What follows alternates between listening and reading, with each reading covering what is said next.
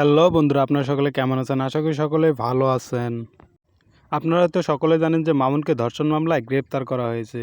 তো এ বিষয়ে লায়লা মামুনের সম্পর্কে কি বলতেছে, চলুন সেই ভিডিওটি আপনাদের মাঝে শেয়ার করা যাক। তো পুরো ভিডিওটি কেউ স্কিপ না করে শেষ পর্যন্ত দেখতে থাকুন।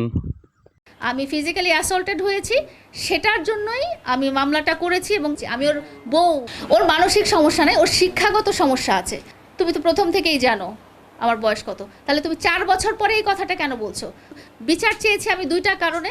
একটা হচ্ছে যে এই ঘটনার যেন আর পুনরাবৃত্তি না হয়, দ্বিতীয় নাম্বার হচ্ছে মামুন যেন নিজের ভুলটা শুধরে নিতে চায়। ও জেলখানায় যাবে বা ওর কষ্ট হবে বা ওর মান সম্মান হানি হবে, এই জন্য না। 30 তারিখে মামুনকে জানানোর পরও 30 তারিখে মামুন নিজে আদালতে হাজির হয়নি।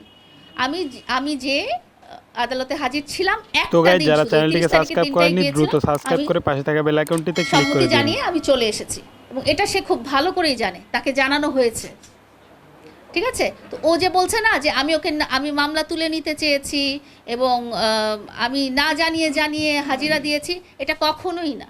আমি আমি ওই 30 তারিখ ছাড়া কোনো দিনও হাজিরা দিইনি। ঠিক আছে, তো আরও কিছু কথা আমি আজকে ওর লাইভে শুনলাম। ও বলল একটা বয়স্ক মহিলা কোনোভাবে যায় নাকি দুজনে। এই এই কথাটা এতদিন পরে কিন্তু আসে না।